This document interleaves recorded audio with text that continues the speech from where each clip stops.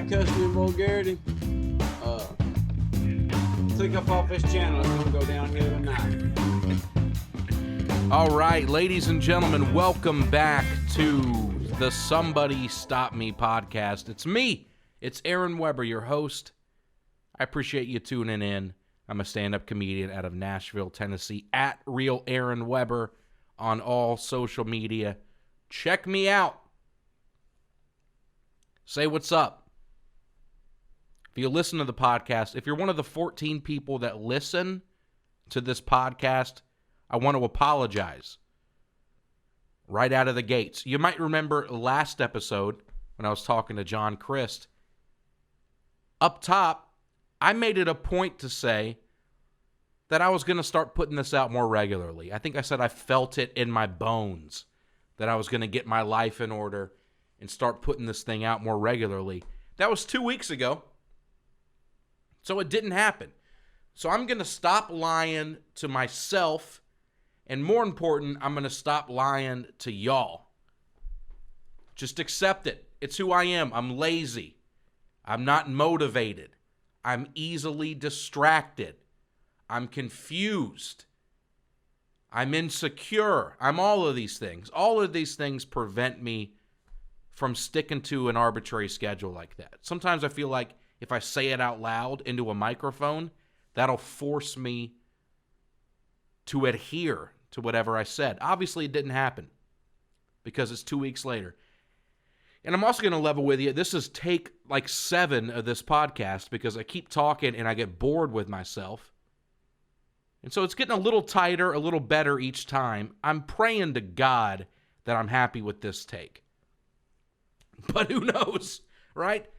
I want to take this episode and just recap the Human Being Tour, which I've been on for the past 6 months with John Christ, some of my other buddies. I want to talk about how that worked, share some of the cooler experiences that I got to have. But before I do that, I want to plug some shows so that you can come see me live. Now, what you might be tempted to do right now is fast forward.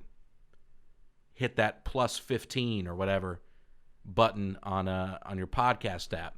That's perfectly fine. I don't blame you. I would do the same thing. But here we go. This weekend, I'm going to be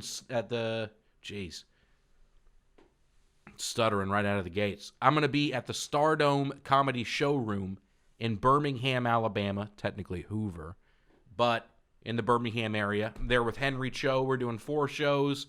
Come on out. See it. Say hi. It'll be a good time. I always have fun down there in Birmingham. Most of the time I have a pretty good time down there. And then next weekend, I'm going to be at Stand Up Live in Huntsville, Alabama, the comedy club there with the very funny Pat McGann. I have not worked with Pat. I've never met him.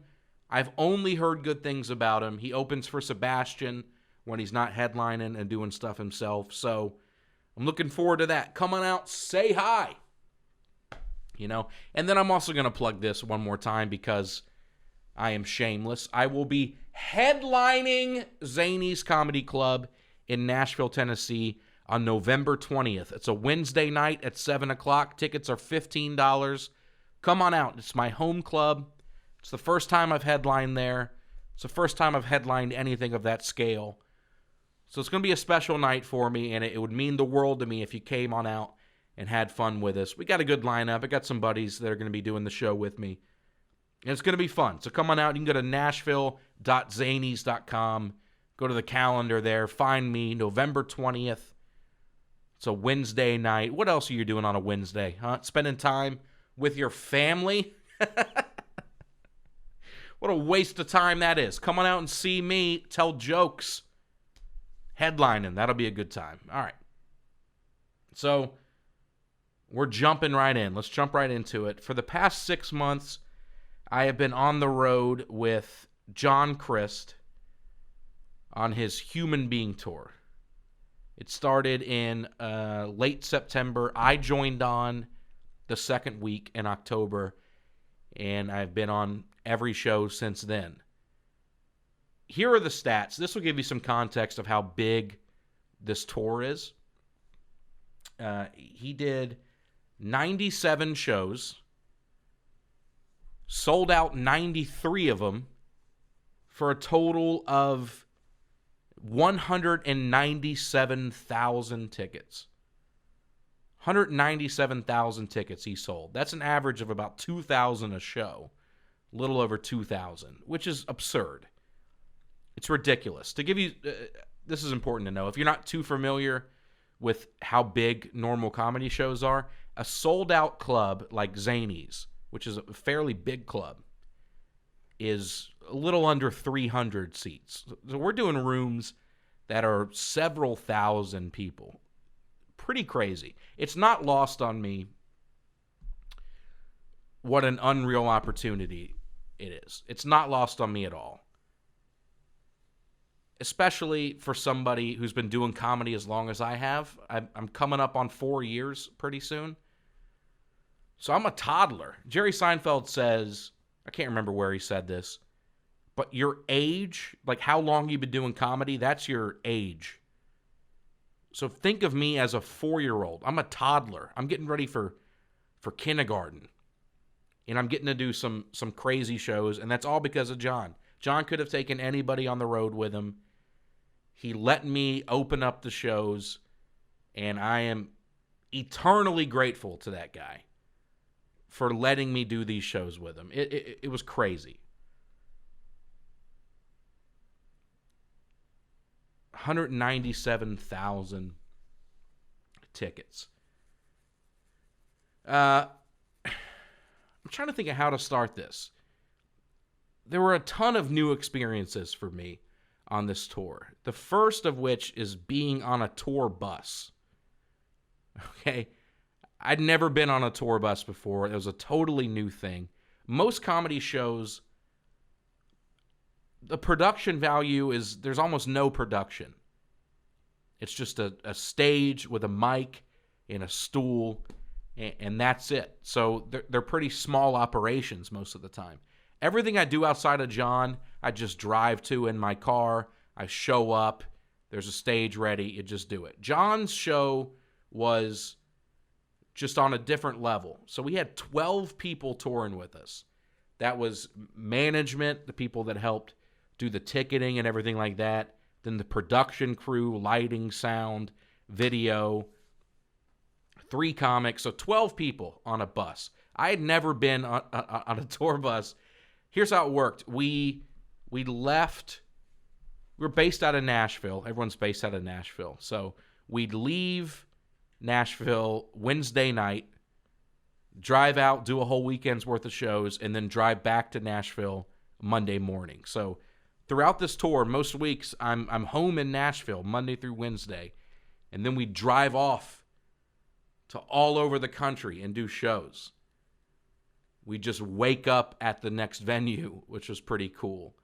Now, obviously, if we were on the West Coast or in Canada, we did a weekend in Canada up there, the bus can't come back to Nashville, you know. So we would either stay there on the off days or fly back to Nashville and then fly back and meet the bus wherever it was.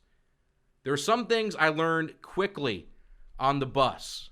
First of all, it's a very unusual environment for 12 adults to be in that small of a space. Like, I can't think of another situation where 12 adults would be that close to each other for that long. Maybe in the military, if you were in a submarine. You know, then you're really getting to know each other. But this bus wasn't much different. There's 12 of us on there. You get to know each other pretty well. Right? Some sicknesses went around. When we were in Canada, it was like everybody took turns being sick. Somebody would be sick for a few days, then the next person would be sick. Something was going around in that bus. But we got to know each other. But here's what you're told as soon as you get on the bus. I got the briefing right away. There's a bathroom on the bus. And that bathroom is for one thing and one thing only. Urine. Okay? You can't produce anything else in that bathroom except urine. If you do try to produce something else, it will ruin the bus. Because everything you produce in that bathroom is on the bus. It just goes down a hole and it's chilling on the bus below you. So if you take a dump in there, is what I'm trying to say. You can't take a dump in the bathroom because it'll stink up the whole bus. It'll get in the air ducts and just blow out dump fumes into the bus. That's the first thing they tell you. They say under absolutely no circumstances will you take a dump in the bus. If you really have to go, tell the bus driver. He'll pull over. We'll go to a truck stop. That's how you have to do it. Now, I will neither confirm nor deny this, but there is a third option. Option 1, you hold it. Option 2, you ask the bus driver to pull over. Option 3 is you hot bag. Hot bag. I'm not going to say who, but there was somebody on the tour who hot bagged quite often. And he was proud of it, and he was good at it. Here's how hot bagging works. You lay down a trash bag in the toilet. You perform... I'm going to stop using euphemisms. You take a dump into the trash bag, you tie that up, and then you just throw the bag out the window. You just throw it out into the world and pretend it never happened. That's what hot bagging is. And that's a last resort. That's if we're booking it, we have to get somewhere quickly. You hot bag, you throw that out the window. I never did it. I never had to, thank God. I would plan my meals around this. I wouldn't eat late very often if I knew that I would have to go to the bathroom. I think once I did ask the bus driver to pull over so I could go to a truck stop.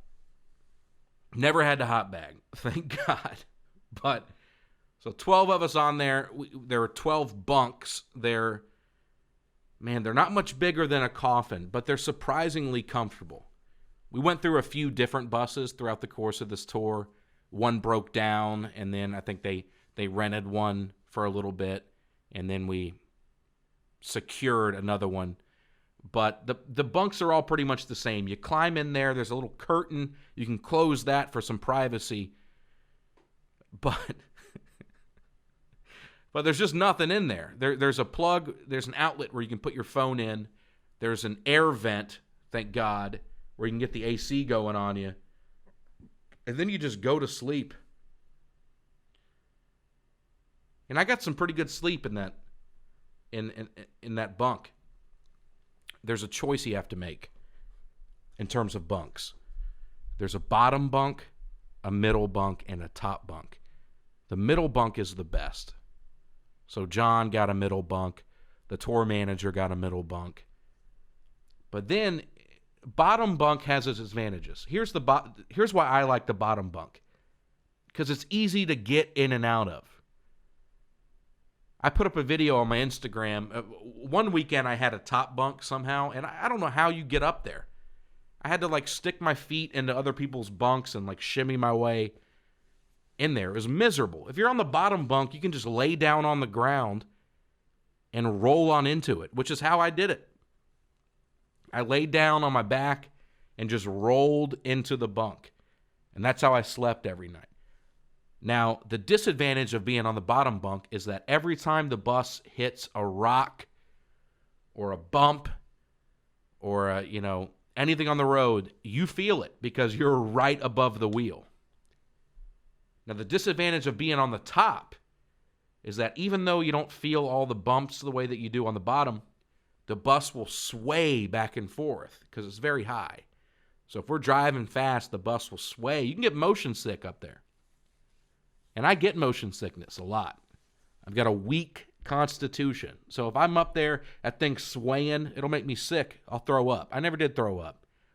But when I was up there, you feel like it sometimes, So that was awesome. It's awesome not having to travel, not have to drive. When I do stuff on my own, outside of this tour, it's a lot of driving, just me in the car by myself, just trying to stay awake, trying to stay entertained. It's pretty nice to just hang out, you go to sleep, you wake up, you're at the next venue. So that was pretty amazing. I put together a couple lists here. And these are just some of the highlights for me on the tour. Top 3 cities. Let's do that. These are top 3 cities on the tour.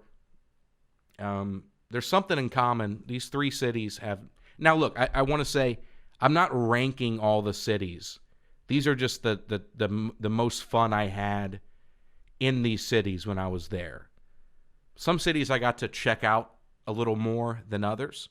So these are just the top 3 city experiences. Not even talking about the shows, talking about the town itself. And they all have something in common. Number 3, Santa Barbara, California. First of all, I'd never been out to California before this tour. I'd never seen the Pacific Ocean. It looks a lot like the Atlantic Ocean. It's bigger, I guess, but it was really cool. Santa Barbara is like, have you ever seen The Truman Show? It's like that town in The Truman Show. It looks like, I feel like I was dirtying it up by being there. It was so nice. I went on the pier with my buddy Steven, who's a tour manager. We hung out there for a while. It's a great town, Santa Barbara. No scooters in that town, which if you live there, I'm sure you appreciate, but as a tourist, I would love to have had a scooter to ride around. Number 2, Oakland, California. This might surprise people. Oakland does not have the best reputation. You know? I didn't know much about Oakland before I did this tour. I was not necessarily looking forward to being in Oakland. But me, Dustin Nickerson, and DJ Michael got on Lime scooters. We rode around. And it was a great town. It was very surprising. I don't know what I was expecting. Well, here's how Oakland felt. We'd be riding around on these scooters, and we would be in like the most beautiful place on the face of the earth. I'd look around, I was like, man, this is a liberal utopia right now. There's people of every race, every age, every background. They're just laying out on blankets, doing like a picnic. They're hanging out. And then you'd ride 2 more blocks and you'd just be in, the hood. And it was a lot of that. I guess, I know how naive this sounds, but I'm not from that area of the country. I'd never been in a city like that was so gentrified. I think that's the correct word, but that's what it was. But I loved Oakland. We rode around for hours, went and checked out the water. That was a lot of fun. Number 1, San Diego, California. They were all in California. I would love to trash California. What did I learn about California growing up in Alabama? That's where Hollywood is. That's where all the evil Hollywood people are. That's where somehow Ronald Reagan crawled himself out of. And that's it, actually. Those are the only 2 things I knew about California. It's where all the evil Hollywood types lived. But, man, I get it. When you're there, you're like, I get it. The weather's beautiful. The people are nice. San Diego was awesome. Dustin Nickerson, who's one of the other comedians on the tour with us, lives in San Diego, so he gave us the tour. We took scooters around. We ate some fish tacos somewhere. We saw some yachts, We rode around, and we had a good time. What a great town San Diego was. Like I said, I would love to. Nothing would have made me happier than to come back and be like, California was the worst. Everyone was mean. The taxes were high. I don't know what else. But I loved it. Had a good time there. Those are my top 3 cities. Santa Barbara, Oakland, San Diego. And a lot of that is a function of how much time I had when we were there to explore. I'm sure there are other cities where if I had more time to go out and do things, I would have liked them just as much, if not more. But those 3 really stuck out to me when I've been reflecting on the tour, Let's do top 3 shows. These were Not talking about the cities, but talking about the actual show. So here's how the show worked. And here's how the show worked. I was technically, I guess you could call it the host of the show. DJ Michael would spin for 30 minutes while people were getting seated and stuff. They'd show an intro video, and then I would walk out. And I'd do 10 minutes. I'd say thank you. I'd get off. They'd play a tour of the city video, which is John and Dustin or Mike driving around whatever city we were in, making fun of it, whatever else. It's like a 10-minute video. Dustin and Mike would do around 20-minute set, then intermission. Then after intermission, intro video, John does an hour. Now, at the end of John's set, for the second leg of the tour, we did what was called the Joke Collab. That's where John would bring me and then whoever the other comedian on the show was. He'd bring us both out. We'd sit down, riff on some jokes, play around. And that was always the most fun part of the show for me. I'm very biased because I was part of it. But I feel like a lot of times that was the most fun the crowd had because it became a very interactive experience.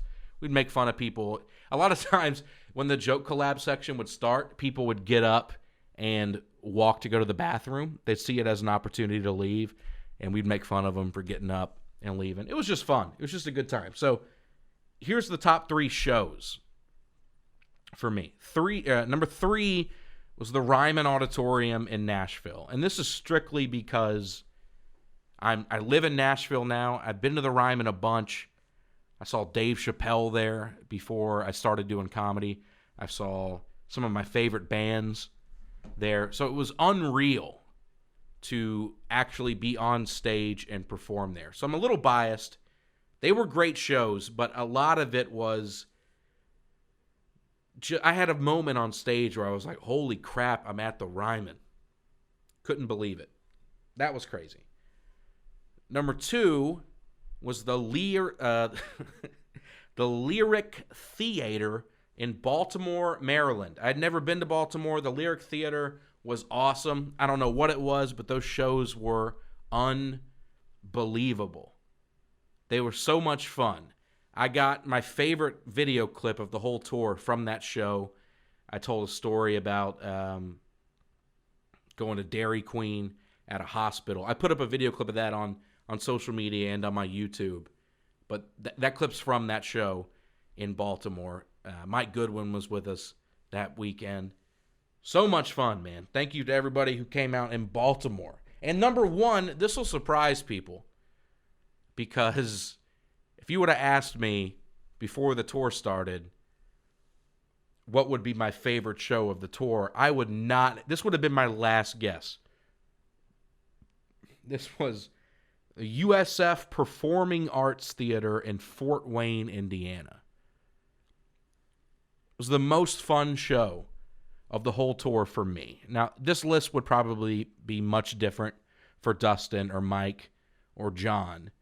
But for me, this show was so much fun because, first of all, the setup of the show was awesome. It was like a semicircle, and it was just, I say small theater, but it was big by any other standard. And it kind of enveloped the stage. It was just a really cool setup. And I also think why I had so much fun on that show is because it was wedged between Louisville, which was an 8,100-seat church, and the Ryman, which was the next day. 2 very, what felt like high-stakes shows. So we got Fort Wayne in between those two. And I think there was a tendency to kind of write off Fort Wayne because it felt like a less important show. And because of that, we were all so much looser that it was a blast. The joke collab on that show, we all did brand new stuff. We were fooling around. We were roasting each other. And I think the crowd had a great time. That was the most fun show for me, for whatever reason. Fort Wayne, Indiana. If you are listening to this and you came out to Fort Wayne, know that you are at my favorite show of the whole tour. That one sticks out to me. Now, the more I think about this, I'm sure other shows will come to me. This is just, I sat down and I just thought, what are some of my favorite shows? Those stuck out to me. So, it was a crazy experience, man. Like I said, it's not lost on me what an incredible opportunity it was. To do those shows, to do crowds that big, to travel the country, to visit Canada. I'd never been to Canada before. I got to see and do things that I never thought I would have been able to do. And so I'm grateful to a lot of people for that. First of all is obviously John, who took me on the road with him. Second is to my work. I juggled a day job throughout this whole tour. They very graciously allowed me to work remotely whenever I needed to, and to travel as much as I wanted. And that's pretty crazy for a job to let you do that. So I'm very thankful to them. And then the third was my girlfriend, Lucy, who I didn't get to see much during the tour. She came out to a few different dates, which was cool, but I didn't see her much. I was on the road a lot. It was a lot of texting and FaceTiming, and that can be tough. But she's in the comedy world. She manages a comedy club, so she's on board. She supports me doing this and traveling, you know. And that's a real gift, you know, to support somebody so much that you're willing to not see them very often. Not only to allow it, but to encourage it. Like, she was so stoked for me because she realized being in the comedy world, what a crazy opportunity it was. So I'm very grateful to her as well. I feel like if our relationship was any different, it might not have lasted through that. You know, just seeing each other 1 or 2 nights a week for 6 months, you know. Could have been tough, but she's the best. You know, she's great. So anyway, if you have any questions, I mean, I feel like I did. This might have been incredibly boring, and if it was, I'm sorry, but I've taken some time the last couple days to think about the tour, and I wanted to let you guys know kind of what it was like, how it was. If you have any questions, I mean, feel free to email me or to give me a call. I had a number. Don't give me a call because I don't know what the number is. But if you want to email me or shoot me a message on social media with a question, I'd be happy to answer it privately or to talk about it on the podcast. I want people to know how cool it was, and I want people to know I'm grateful for you coming out to the show. I got to meet a ton of people after the shows. A lot of people bought my shirts, which was awesome, but it was just really cool to meet people from all over the country and from Canada, places that I never would have been to without this tour. Yeah, it was really special. And if you were a part of it in any way, if you came out to a show or if you just followed along on social media, I appreciate you doing that. I am doing some shows with John coming up. The ones that I can announce are pretty soon. June 20th, I'm going to be in Charleston, South Carolina, doing a church with him there. And then June 25th, this is very exciting, I'm going to be in Minneapolis, Minnesota, as part of the Minneapolis Comedy Festival. We're doing the Target Center, which is where the Timberwolves play. It's a big venue. I'm doing that with John, and I think Dustin's on that show. And then I'm doing a couple clubs with John in July. I'm doing the Albany Funny Bone and the Syracuse Funny Bone in late July. And then I've got other stuff coming up with John, too, that I think have to be finalized before I can talk about them. But it was awesome, man. And, you know, I've gained a little more followers on social media and things like that. And that's all trickled down from John. That's all people who saw me either on John's social media or saw me open for John in a live show. And I'm aware of that. You know, I didn't... I owe everything to to him. I owe all that to him. So I'm losing steam here, but I appreciate you listening to that. I hope that wasn't too boring for you. Like I said, if you have any questions or anything like that, feel free to shoot me a message. I'd be happy to talk about it. I want to give a shout out to my buddy Dusty Slay, who had a video put up on the internet from Comedy Central. It just reached 1 million views. That's pretty amazing. That's really cool. It performed a lot better than some of their other stuff, and that's because Dusty is so funny, and I'm happy for him. That guy's got a lot going on. He's going to continue to take the world by storm. So keep an eye out for him. Check out that clip on Comedy Central. That's all I'm going to do. I don't know how long this was. I feel like I've talked myself into boredom, but the long and the short of it is the Human Being Tour was amazing. Thank you so much for coming out. Come out and see me live if you want to. You can go to www.aaronwebercomedy.com to see all my dates. Everything's listed on there. Come and check it out. Anyway, thank you guys so much for listening in, and have a pleasant day.